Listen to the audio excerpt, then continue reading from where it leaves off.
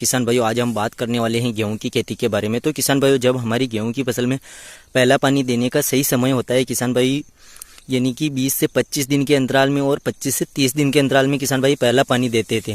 तो लगभग किसान भाई पहला पानी दे चुके हैं और कुछ किसान भाई जिन्होंने गेहूं की पचेती बुआई की थी तो वो अब देने वाले हैं। तो किसान भाइयों को जब पहला पानी देते हैं तो उस समय कुछ खाद उर्वरक भी डालना बहुत ही आवश्यक होता है। और कुछ किसान भाइयों ने पहला पानी दिया था तो उस समय कुछ खाद उर्वरक नहीं डाला था। तो किसान भाइयों, अब जो किसान भाई पहला पानी देंगे उनके लिए भी ये जानकारी है, और जो किसान भाई दूसरा पानी देंगे हमारे गेहूं की फसल में तो उनके लिए भी ये जानकारी है। तो किसान भाइयों, जब हमारी गेहूं की फसल में कल्लों का विकास करने के लिए कुछ पोषक तत्व डालना बहुत ही आवश्यक होता है गेहूं की फसल में, क्योंकि किसान भाई पोषक तत्वों की गेहूं की फसल में कमी रहती है।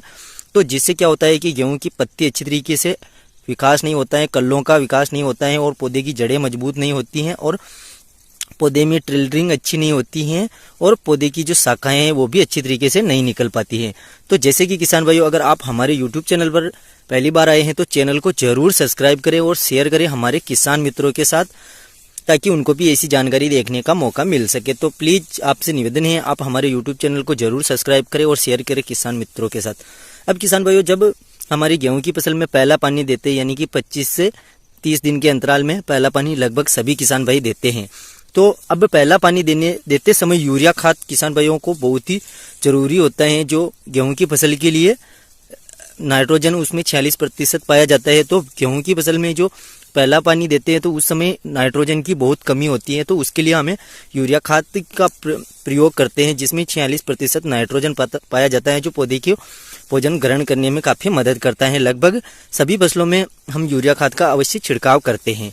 अब किसान भाइयों, बात कर लेते हैं हम नाइट्रोजन के साथ और कौन सा पोषक तत्व मिला है जिससे हमारे गेहूं की फसल में बहुत अच्छी पैदावार हो।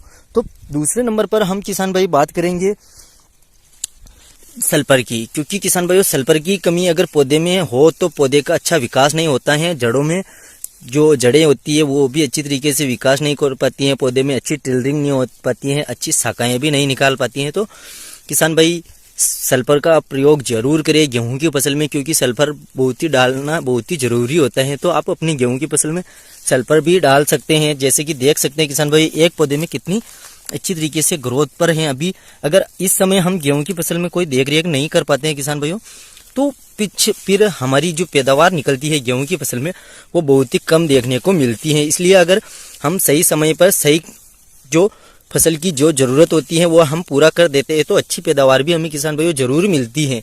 अगर हमने सही समय पर कोई खरपतवार का छिड़काव नहीं किया या गेहूं की फसल की निराई गुड़ाई नहीं की तो वो क्या होता है किसान भाइयों, उसमें जो खरपतवार उग जाती हैं, फिर हम कोई भी खाद छिड़काव करें या कोई भी पोषक तत्व हमारी गेहूं की फसल को देते हैं तो वो अच्छी तरीके से पौधे में नहीं लगता है, और आधा तो जो खरपतवार होती है उसमें लग जाता है, तो फिर गेहूं को आधा ही पोषक तत्व मिलता है। इसलिए आपको पहला काम किसान भाइयों, जब हम पहला पानी देते हैं उस समय जो पहला पानी देने के बाद गेहूं की फसल में खरपतवार नाशक का जरूर छिड़काव करें या फिर निराई गुड़ाई कर लेना है।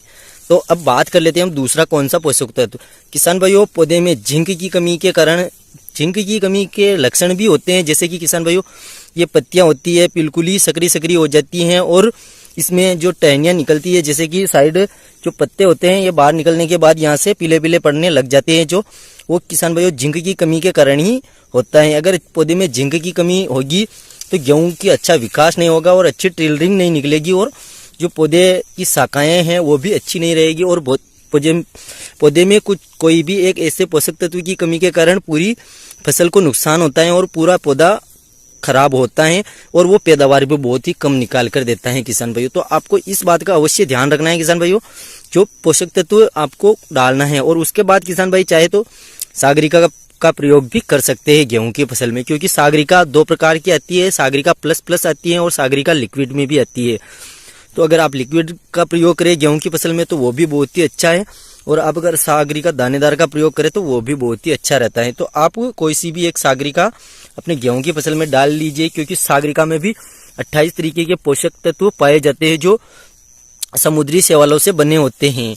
उसके बाद किसान भाइयों बात कर लेते हैं पोटास की। तो पोटास भी बहुत आवश्यक होता है, क्योंकि किसान भाई कुछ किसान भाई ऐसे रहते हैं जो सल्फर की जो पोटास होता है उसमें जो गेहूं की बुआई करते हैं उस समय पोटास दे देते हैं। अब किसान भाई जो गेहूं की बुआई की थी उस समय गेहूं में पोटास नहीं दे पाए थे, तो आपको क्या करना है, जब हम पहला या दूसरा पानी देते हैं तो उस समय जब यूरिया खाद का छिड़काव करते हैं किसान भाई, तो उस समय पोटास का जरूर छिड़काव करिए, ताकि जो है पौधे में अच्छा विकास होगा और अच्छे कल्लों की संख्या होगी, तो पौधा मजबूत बनेगा और जो पैदावार भी हमें बहुत ही बढ़िया मिलेगी।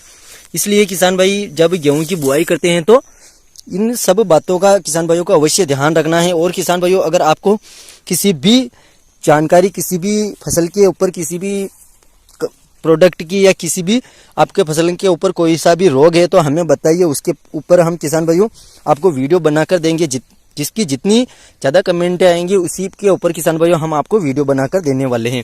तो धन्यवाद किसान भाइयों, हमारी ये जानकारी आपको कैसी लगी? अगर जानकारी अच्छी लगी हो तो चैनल को जरूर सब्सक्राइब करें और शेयर करें हमारे किसान मित्रों के साथ। मिलते हैं एक ऐसी नई वीडियो में, जब तक के लिए जय जवान, जय किसान, जय हिंद, जय भारत।